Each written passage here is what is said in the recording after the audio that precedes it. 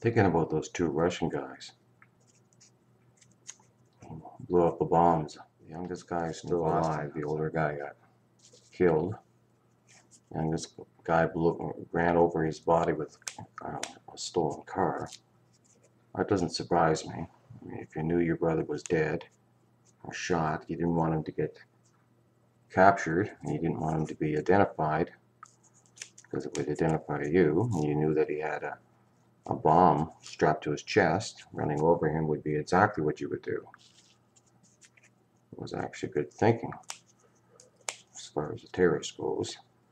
You know, there's a lot of activism that and the whole city of Boston is shut down now. There's no type of public transport, order by the police or a suggestion, whatever, for everybody to stay inside and not to open their doors unless the person who is knocking on the door identifies himself clearly as a police officer.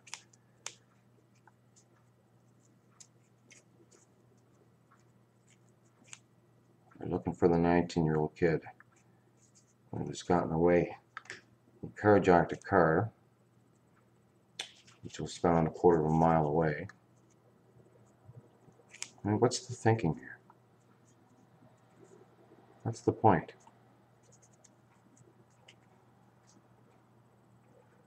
Is there some kind of, I mean, other than is there something in just plain old brutality, terrorism, brutality? Is there something else? And kudos to the Boston people, the Boston police, the FBI, the ATF, state troopers. I think these guys are all down in Texas. All, I shouldn't say bomb. All we know is it was a fire inside a fertilizer plant, which then exploded. And kudos to the responders down there, who, many of them, they lost their lives in the explosion. They responded to the fire, and then the explosion killed them.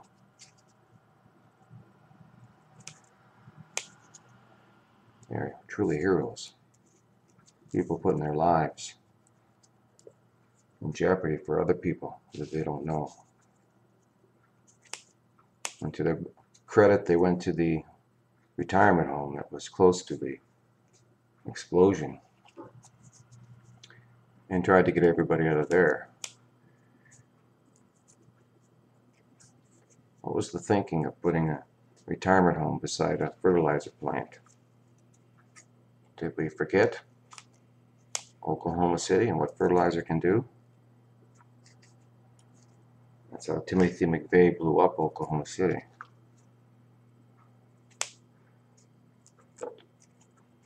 I don't get it. But these are the types of things I'm not sure that we'll ever get, because we don't find out the truth about them, the complete truth, what's really going on.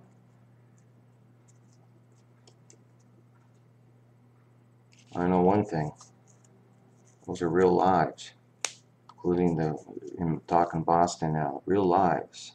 Those are real lives in Texas, real lives of people who have no connection whatsoever, no personal connection to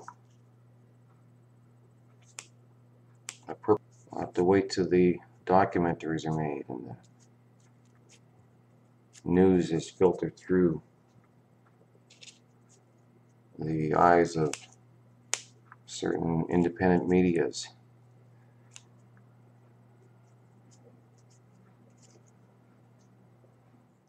There's a dead kid now.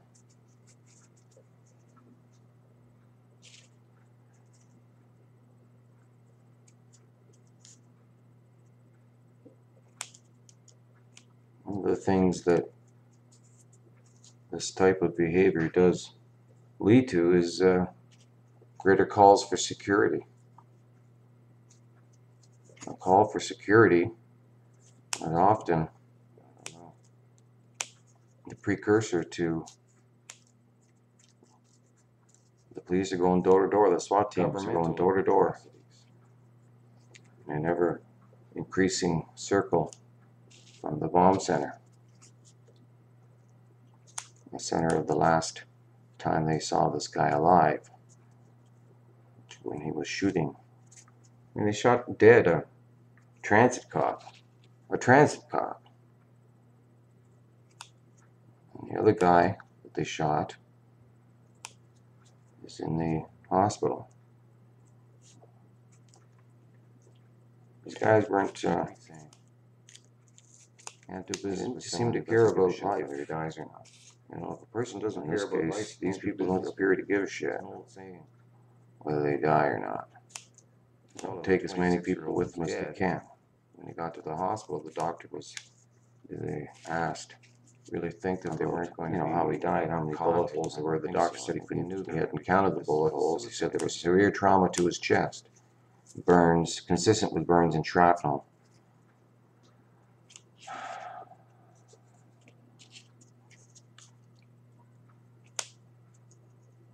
So they're strapping bombs to themselves. This is suicide by cop, suicide by, I don't know.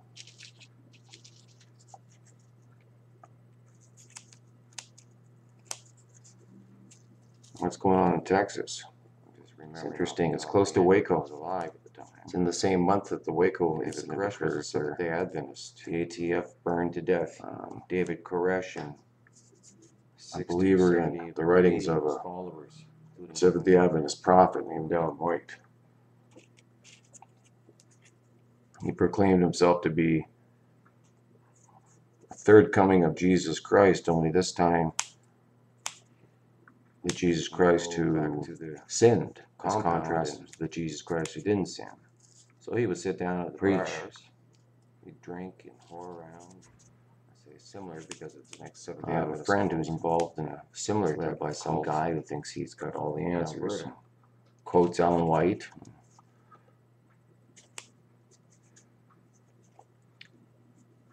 Anyway, getting back to the fertilizer plant. I hope it has nothing to do with corporations. Waco. It's close to Waco, but I hope it has nothing to do with that. Immunity. It's just immunity. I wish it hadn't happened at all. But I hope. Who do you sue? They find out that all it is. What is a corporation? A collective group of shareholders run by a board of directors, officers.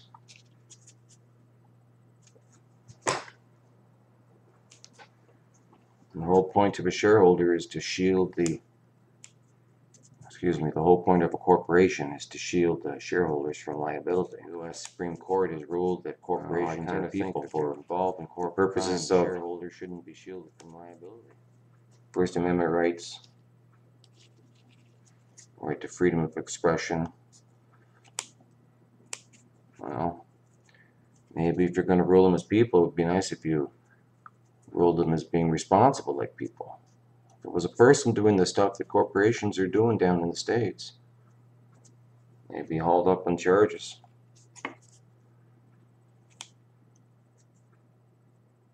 I don't know, there doesn't seem to be, at this point, there's no sense that I can see of it at all.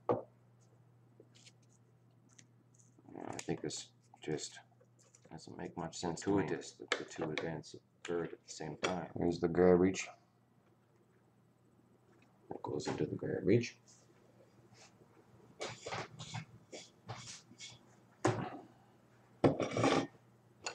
And here's the result.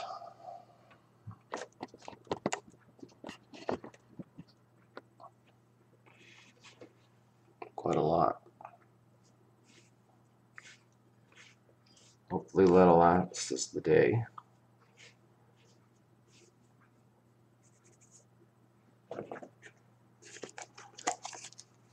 What I'll do is I'll add the existing tobacco to it, and I'll go clean this container, hot water. Clean the top.